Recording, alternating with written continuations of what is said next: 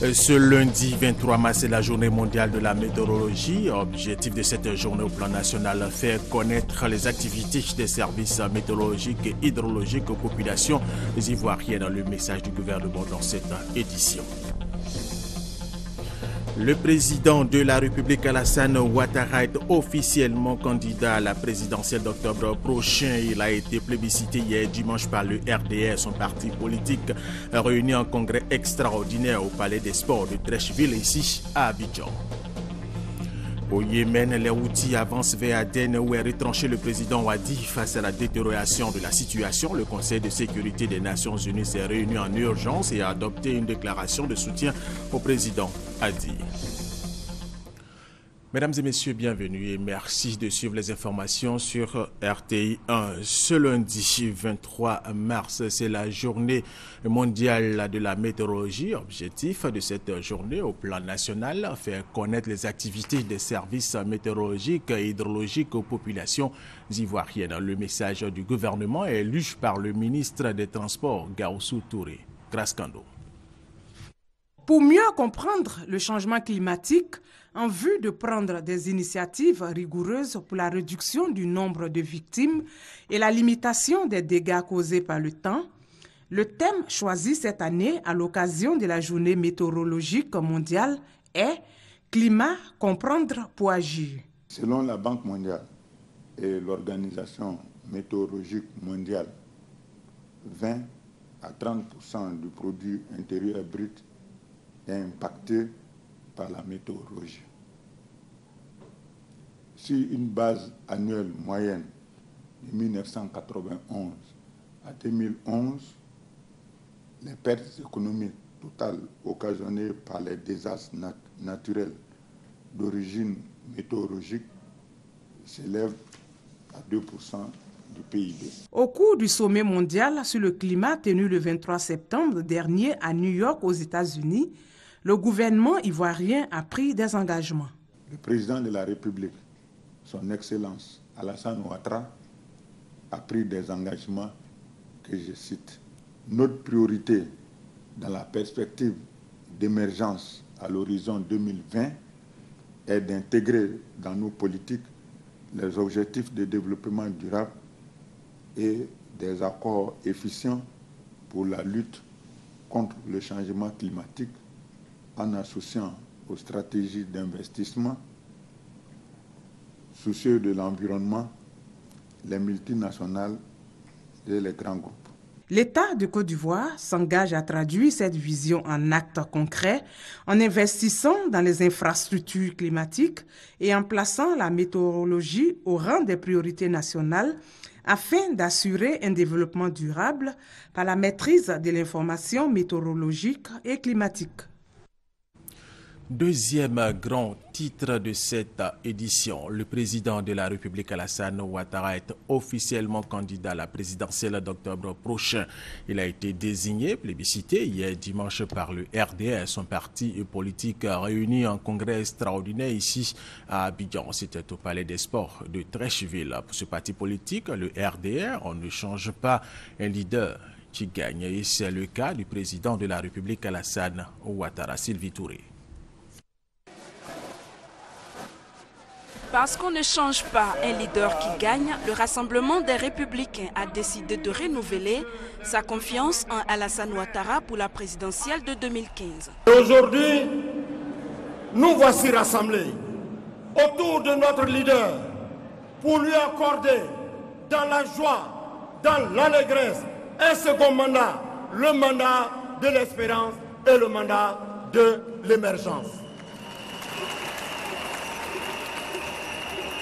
Il s'agit de consolider les acquis de la Côte d'Ivoire, tant au plan politique qu'au plan économique et social.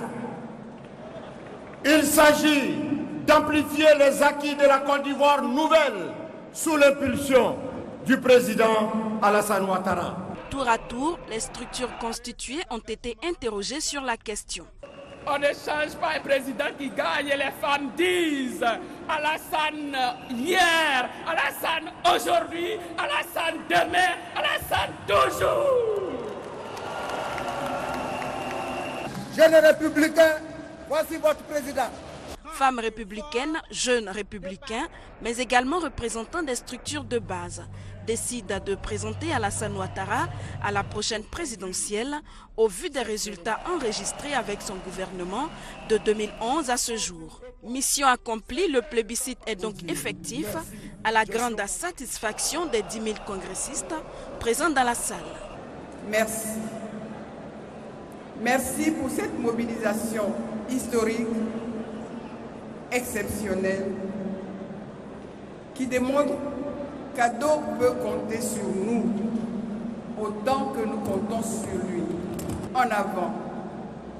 En avant pour un RDR debout, mobilisé et en marche dans une Côte d'Ivoire redevenue terre d'espérance et de progrès grâce à une réélection éclatante, réélection libre, transparente, pacifique et crédible du docteur Alassane Ouattara.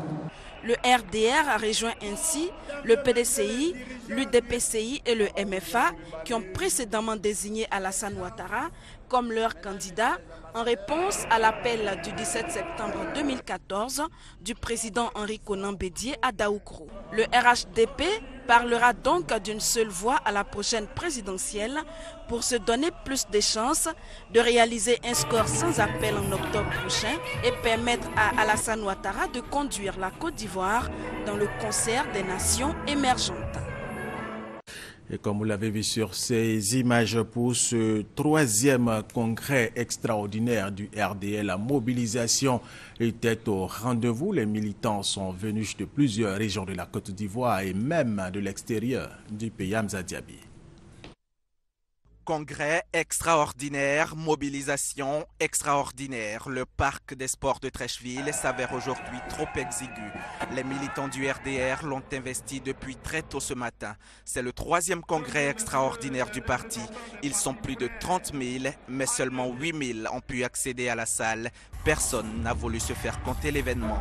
Côte d'Ivoire, France, Allemagne ou États-Unis, ils sont venus de partout. Le RDR est une machine. Et il y avait des sceptiques et ça c'est très bien perçu à l'international puisque le bruit courait que les militants du RDR étaient découragés et la preuve vient d'être démontrée. La concrétisation disons, de l'achèvement des grands chantiers et aussi du programme de société du président Alassane Ouattara. Donc nous la diaspora, nous sommes très satisfaits pour avoir accompli toutes nos doléances. Alors nous sommes venus en support et de manière concrète, essayer de lui apporter ce que nous pouvons au maximum. Nous sommes tous venus de nous-mêmes. Voilà. Ces délégations de la diaspora ont tenu à participer à la rédaction de cette autre page de l'histoire de leur parti. Ils ont décidé de tout braver, la faim, le sommeil, la fatigue. Ils résistent à l'épreuve du temps. L'important aujourd'hui, c'est Ado, Alassane Ouattara, leur candidat. Un souvenir même à l'effigie d'Ado soulage leur peine de n'avoir pas pu accéder à la salle. Elle était déjà pleine à leur arrivée. D'autres militants y étaient déjà installés. Mais qu'ils soient dedans ou dehors, les républicains sont en fête. Ils sont rassemblés autour d'Ado pour une Côte d'Ivoire qui gagne. En tout cas, les militants du RDS sont heureux du choix du président Alassane Ouattara. Pour eux, la Côte d'Ivoire a encore besoin de lui pour son développement. Nous vous proposons les réactions de quelques-uns de ces militants. Le RDR a habitué la Côte d'Ivoire à de grandes mobilisations, donc nous ne sommes pas surpris qu'il y ait cette mobilisation que vous voyez. Et c'est une très très bonne chose donc, pour le pays. Nous sommes heureux d'y participer, d'y prendre part pour soutenir les actions du chef de l'État. C'est un événement historique parce qu'il faut mobiliser la Côte d'Ivoire autour d'Alassane Ouattara, rassembler la Côte d'Ivoire autour d'Alassane Ouattara pour une Côte d'Ivoire qui gagne. Notre rôle c'est d'être là où il y a la paix. Et nous pensons que ce congrès c'est un congrès de paix, un congrès de retrouvailles où tous les Ivoiriens doivent se donner la main pour retrouver le pays de Oufo-Boigny. On va relever le défi pour aller vers l'émergence 2020. Ça serait fait. Vous allez voir, déjà on a commencé, nous avons déjà les agrégats ouverts. Nous croyons et nous le pouvons. Je souhaite que ce second mandat soit le mandat de la confirmation. Le président Alassane, contre vent et marée, notre mentor à nous a démontré à la face du monde et de la Côte d'Ivoire qu'il a un cerveau hors pair. Ma région est fortement représentée à cette cérémonie. De notre tour, nous allons investir toute la région pour dire aux populations de voter Alassane à 90%. De retour dans notre ville, ce que nous devons faire, c'est en tout cas de voir toutes ces populations, de rendre compte d'abord à la population et pour leur dire que le candidat du RDR est M. Alassane Ouattara. Ado, c'est le meilleur champion en Côte d'Ivoire. On ne savait pas aujourd'hui là. Où il était avant, où il était. Aujourd'hui, on regrette. S'il était là aujourd'hui, là, la Côte d'Ivoire est venue en Europe. Je suis venu au congrès de mon parti. Je suis tellement fier de voir tout le monde, toute la Côte d'Ivoire réunie. Et je pense qu'on est venu pour décider pour la réélection du président Alassane Ouattara. Donc je suis très content d'être là. C'est pas n'importe qui, Alassane. Alassane toujours, Alassane toujours. Depuis que Alassane Ouattara a pris les choses en main, les paysans se portent bien, notamment à l'ouest. Il y a des ouvertures de routes partout. Le Conseil Café Cacao travaille énormément pour nous. C'est pour ça que nous avons marché toute la nuit pour être là au Congrès. Alors nous sommes là aujourd'hui pour dire à toute la Côte d'Ivoire que nous faisons encore confiance au docteur Alassane Ouattara. Nous sommes venus juste le plébisciter. Lui dire encore que le mandat qu'il est en train de faire nous a convaincus. Alors nous sommes fiers de lui. Que comme un seul homme, nous serons derrière lui. Et vous revoyez la salle, c'est un avant-goût. Le PDCI, notre allié naturel, vient de faire son congrès extraordinaire. Progressivement, le rouleau compresseur va se mettre en marche et on verra ce que nous allons voir. Aucun doute là-dessus. C'est toute la Côte d'Ivoire qui est reconnaissante au président Alassane Ouattara. Vous savez, nous sortons de crise et pas beaucoup de pays dans ce monde qui sortent d'une crise comme celle que nous avons vécue et qui se retrouvent à la situation où nous sommes. Donc ensemble, le PDCI, le MFA, nous tous, nous nous mettons ensemble pour assurer au pays une stabilité, la paix qui est le préalable à tout développement et nous allons en faire encore davantage et davantage avec le président Alassane Ouattara. Tout à fait autre chose à présent, la deuxième réunion du comité de pilotage du projet d'interconnexion informatique des administrations douanières de la Côte d'Ivoire, du Burkina Faso, du Mali et du Sénégal s'est tenue ici en Côte d'Ivoire à Abidjan. Un projet qui vise à mettre fin aux irrégularités enregistrées lors des transits par voie douanière. La Côte d'Ivoire, le Mali, le Burkina Faso et le Sénégal ensemble dans la lutte contre la fraude douanière. C'est tout le sens de ce projet d'interconnexion informatique et il va permettre d'optimiser les opérations de transit dans les 4 pays concernés. L'interconnexion des systèmes informatiques douaniers qui permet un suivi en temps réel apparaît comme la situation idéale à la problématique du transit. Cette approche, qui est partagée par l'ensemble de nos administrations, commande qu'on mutualise nos efforts afin d'endiguer par une synergie d'action les difficultés liées au transit dans nos États respectifs. Face à l'urgence, le comité de pilotage composé des patrons des administrations douanières des 4 pays vient de valider à Abidjan le plan d'études et de réalisation élaboré par le comité projet. Il y aura les réunions du comité technique avec les experts informaticiens qui vont pencher maintenant sur le développement de la solution que nous avons trouvée. Et donc après ces développements, il y aura les formations qui vont s'en suivre et ensuite la mise en production. Et on aura bouclé le projet. Le projet d'interconnexion informatique des administrations douanières a été initié en mai 2013 à la faveur du PASSIR, programme d'assistance et d'appui au commerce et à l'intégration régionale financé par l'Union européenne. Sa mise en œuvre nécessitera près de 3,5 milliards de francs CFA aux 4 pays concernés. Et c'est un reportage de Mamadou Traoré et Abou Sanogo.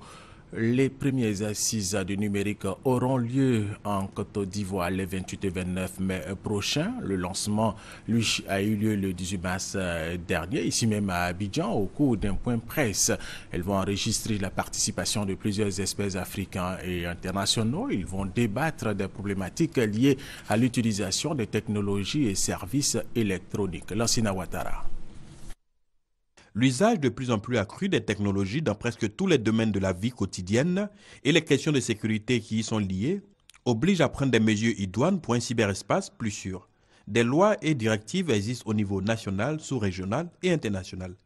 Les premières assises du numérique qui vont se dérouler en mai prochain à Abidjan visent à mener la réflexion pour des actions concertées, partager les expériences et attirer l'attention sur les problématiques relatives à la protection des données à caractère personnel. Ce sera l'occasion d'ailleurs de développer des thématiques plus pointues, plus spécifiques, notamment la question du MIF, qui est la santé par le mobile. Nous aurons sans doute l'occasion d'en parler, des problèmes juridiques, notamment relatifs aux données personnelles qui peuvent en découler.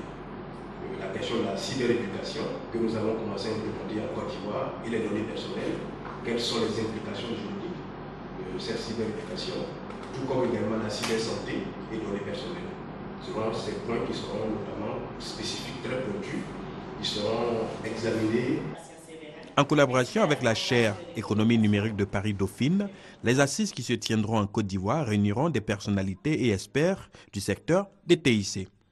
Ce forum verra la participation du ministère ivoirien de la Poste et des TIC et du secrétariat général de l'Union africaine des télécommunications. Au cours des 5 panels déclinant le thème principal, cyberespace et données personnelles, les spécialistes vont faire le point des avancées dans une approche juridique, économique et technologique. L'Agence d'études et de promotion de l'emploi AGEP a organisé la première édition des Awards du partenariat de l'emploi. Objectif, reconnaître l'excellence en matière de promotion de l'emploi. Avoir permis à de nombreux jeunes d'obtenir un premier emploi afin de s'insérer dans le tissu économique et social, 26 entreprises du secteur privé, dont 18 à Abidjan et 8 à l'intérieur du pays, ont reçu des prix de l'Agence d'études de la promotion et de l'emploi AGEP. C'était au cours de la première édition des Awards des partenaires de l'emploi. L'AGEP contribue au niveau national à pouvoir permettre que pas mal de jeunes puissent avoir de l'emploi et permet aussi à ce que des entreprises puissent se doter de ressources humaines qualifiantes. Il est bon que les entreprises qui n'ont pas encore pris le train viennent effectivement répondre à l'appel du gouvernement. L'Agence d'études de la promotion de l'emploi, dont la mission est d'aider les jeunes à trouver un emploi, à solliciter des entreprises. Aujourd'hui, c'est un partenariat gagnant-gagnant qui se dessine. Occasion pour le directeur général de l'AGEP au cours de cette cérémonie de rassurer les demandeurs d'emploi. Faire en sorte que tous ces jeunes aient la possibilité d'avoir accès à une entreprise. Nous avons pu enregistrer près de 150 000 jeunes au niveau de la base de données. Près de 82 000 ont été pris en charge. Aujourd'hui, un peu plus de 22 000 personnes ont été mises en emploi direct. 4 500 ont pu bénéficier d'un mécanisme de stage. 1 200 ont pu bénéficier d'une formation complémentaire qualifiante. Le représentant du ministre d'État, ministre de l'Emploi, des Affaires sociales et de la formation professionnelle, rassure à son tour que pour la seconde édition, le nombre de lauréats sera porté à plus de 100. Une invitation aux entreprises à s'orienter vers l'AGEP pour le recrutement des jeunes en quête d'emploi. C'est un reportage de Marina Ataekone Parga Soro. La Marine nationale de Côte d'Ivoire, en partenariat avec le commandement des forces navales américaines pour l'Afrique, initie une série d'exercices de sécurité maritime. Objectif est la promotion de la sécurité dans les eaux du golfe de Djida-Boussanogo. La 6e édition de l'exercice de sécurité maritime dénommé Obangami Express 2015, lancé au centre opérationnel de la Marine nationale. Il s'agit d'un exercice interallié initié par les États-Unis d'Amérique en vue de faire la promotion de la sécurité et la sûreté maritime dans les eaux du golfe de Guinée.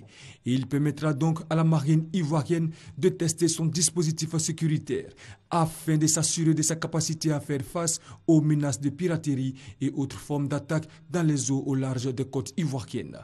Obangami Express 2015 vous aidera à mettre en pratique votre propre processus et à raffermer les relations avec les pays voisins dans la région. au moment où vous travaillez à l'objectif commun de sécuriser le domaine maritime. Nous allons profiter quand même de cet exercice pour travailler avec les différentes administrations concernées par l'action de l'État en mer. Aussi, cet exercice nous permettra de tester le fonctionnement de nos différents centres d'opération. Plusieurs scénarios sont donc prévus, notamment la fouille d'un bâtiment en situation irrégulière, la lutte contre la pêche illicite et des actions de lutte contre le trafic de drogue. Cet exercice participe aussi de la recherche de solutions dans une approche sous-régionale de mutualisation de moyens de la lutte par la synergie qu'elle crée entre les différentes forces qui sont impliquées dans sa mise en œuvre. L'opération Obagame Express 2015 concerne tous les États du Golfe de Guinée, de la CEDEAO et aussi la Commission du Golfe de Guinée. La Côte d'Ivoire est à sa 3e participation. Autre information dans cette édition, le président du conseil régional du GO, Djidji Bagnon, veut aider les agriculteurs de sa région à écouler leurs produits sans difficulté. Il a donc décidé de reconstruire les routes. Le réprofilage des pistes villageoises du département de Gagnoa rentre dans sa phase active. 77 km de routes reprofilées à hauteur de 438 millions de francs CFA, selon le président du conseil régional du GO. Dans la sous-préfecture de Sirio, zone de production de café-cacao avec ses 195 campements, Joachim Djidji Bagnon est allé visiter les travaux de réhabilitation long de 23 km. De Onaïo à Konankro, les travaux avancent bien. Les populations de Konankro ont pour la circonstance exprimé leur satisfaction au président du conseil régional. Celui-ci a souligné que la route précède le développement, d'où l'intérêt de ces actions. Il n'y a pas que les routes. Nous avons commencé à construire des écoles, des dispensaires. Nous avons fini la gendarmerie de Niago-Douyan. Nous avons fini la gendarmerie de Bayota. Très bientôt, nous allons faire la première pose de pierre de l'IC2 de Oumé. Voyez-vous, nous avons des projets et tous ces projets, nous allons les réaliser. Les chefs traditionnels présents ont encouragé le président du conseil régional à poursuivre ses efforts. Avant cette rencontre, le président du conseil régional était à Oumé où il a annoncé la construction d'un second lycée pour désengorger l'unique lycée de la localité. Les populations, le collectif des chefs de la région ont prôné l'union des cadres autour du président du conseil régional. Véritable cheville ouvrière, ont-ils indiqué, du développement de la région du Gord. Serge Kolia, 115 agents de santé des Ivoiriens déployés dans les pays fortement touchés par la maladie à virus Ebola, la Guinée, le Libéria et la Sierra Leone sont revenus sains et saufs après avoir passé 3 mois dans ces zones. Le ministère de la Santé a donc décidé de traduire sa reconnaissance à ses volontaires. Patricia Omouetia. Ils sont sains et saufs. Les 115 volontaires partis combattre Ebola sont de retour. Le Bénin, la Côte d'Ivoire, le Ghana, le Mali, le Niger, le Nigeria et le Sénégal ont participé à cet effort en mettant à la disposition de l'Organisation ouest-africaine de la santé des agents volontaires. Personnellement, nous avons eu peur parce que ce qu'on attendait sur les médias sur l'Ebola, c'était vraiment dangereux. Donc nous sommes allés, avec la formation qu'on a eue, on a reçu notre mission. On était déployés en Guinée. Au début, ça n'a pas été facile parce qu'il y avait beaucoup de réticence avec la population guinéenne. Ce déploiement est le fruit d'une négociation entre la CEDEAO, l'Union africaine et la Banque africaine de développement. Des efforts conjugués qui visent à éviter sa propagation. Aujourd'hui, avec cette maladie à virus et l'Ebola, on s'est rendu compte que nous avons des jeunes valables, de qualité et vraiment prêts à aller au front pour relever le défi de la maladie. On a constaté que la vigilance a quand même baissé un peu. Les Ivoiriens ont comme l'impression qu'il n'y a plus de risque. Il faut continuer d'être vigilant parce que la maladie est toujours présente à nos frontières, plus particulièrement. Au terme de la mission, les agents de santé volontaires ont épuisé une période de quarantaine de 21 jours. Ils ont bénéficié d'un suivi médical rigoureux. Le ministère de la Santé et de la lutte contre le sida a décidé de traduire sa reconnaissance à ces agents de santé qui ont servi avec courage et abnégation en Guinée, au Libéria et en Sierra Leone. Les établissements privés et publics de Bangolo ont reçu, il y a de cela quelques jours, du matériel dans le cadre de la lutte contre la fièvre à virus Ebola et c'est un don d'une coopérative de Bangolo. Thérèse Tapeyoboué. La lutte contre la fièvre à virus Ebola se poursuit encore dans les pays touchés par la maladie, mais également en Côte d'Ivoire. Dans la ville de Bangolo, c'est la coopérative CAKB qui vient de faire d'importants dons dans le cadre de la lutte contre cette maladie qui a fait plus de 9000 morts en Guinée, au Libéria et en Sierra Leone. Au total, 7 établissements privés et publics de la ville ont reçu ces dons composés de seaux à lavage des mains, des poubelles, du javel, des brouettes et des balais. La coopérative a également initié un concours de l'école la plus propre. Les bénéficiaires du don ont exprimé leur gratitude aux responsables de la coopérative qui posent des actes nobles et participent ainsi au développement de la région. Les centres de santé du département de Pricro ont reçu du matériel biomédical de la part du conseil régional de l'IFU. Objectif, renforcer le plateau technique et réduire le taux de mortalité maternelle et infantile dans la région. Soro Corona, Kadé Abdul Segodogo, RTI Boaké. Le centre de santé rural de Nafana et le centre de santé urbain de Famienko, dans le département de Pricro, ont reçu des équipements sanitaires pour des soins de qualité. Le don est du conseil régional de l'IFU. Coût du don, 15 millions de francs CFA. Ce matériel biomédical est composé de lits d'accouchement, d'hospitalisation, de lampes de gynécologie et autres matériels de maternité. À travers ces équipements sanitaires, le conseil régional de l'IFU veut rapprocher la santé des populations et surtout réduire la mortalité infantile dans ces localités de l'arrière-pays. Les populations ont traduit leur reconnaissance aux donateurs du jour, tout en exprimant des préoccupations. La construction d'une maternité au centre de santé rural de Nafana et la dotation du centre de santé urbain de Famienko en ambulance. Le président du conseil régional de l'IFU, Komwe Moïse, a traduit la volonté de sa structure d'accompagner les populations à sortir du sous-développement. Nous avons choisi les chefs-lieux de sous-préfecture pour mettre l'accent sur les centres de santé, la construction des maternités. Nous avons donné des médicaments. Dans les sous-préfectures de Nafana et de Famienko, le taux de fréquentation des centres de santé est très bas, 16% seulement en 2014. Le conseil régional de l'IFU a mis à profit son séjour dans le département de Pricro pour s'imprégner des difficultés des pistes villageoises. Un constat jugé amer. Dans les jours à venir, un accent particulier sera mis sur le réseau routier dans l'IFU. En mode religion, dans cette édition, près de 2000 fidèles catholiques du diocèse d'Abidjan étaient au pèlerinage de Bawakouach d'ici, dans la commune de Cocody. Le thème choisi, que la foi soit visible dans notre vie personnelle et en l'Église. Serge Colliard. Environ 2000 fidèles chrétiens venus du diocèse d'Abidjan, principalement du doyenné Père Jacques Noumel, comprenant 2 plateaux en grès et plateaux d'eau cuit, ont participé au pèlerinage adulte. Objectif, observer le recueillement et surtout s'imprégner de la vie du Christ afin de restaurer pour chacun son âme et son esprit. Je viens pour approfondir ma foi, me retrouver avec tous mes frères en Christ pour rendre grâce à Dieu. Un pèlerinage, c'est un exercice spirituel et le but, justement, c'est de permettre à des adultes de prier ensemble, de réfléchir sur un thème qui a été proposé, à savoir l'engagement social du laïc. Imiter la vie de piété du Christ, tel est le sens de ce pèlerinage dont le thème est tiré du message fort de l'année pastorale, à savoir que la foi soit visible dans notre vie personnelle et en Église. J'entends parfois me donner totalement à Dieu. Quoi qu'il arrive dans ma vie, il faut que je sache que Dieu est toujours présent en moi.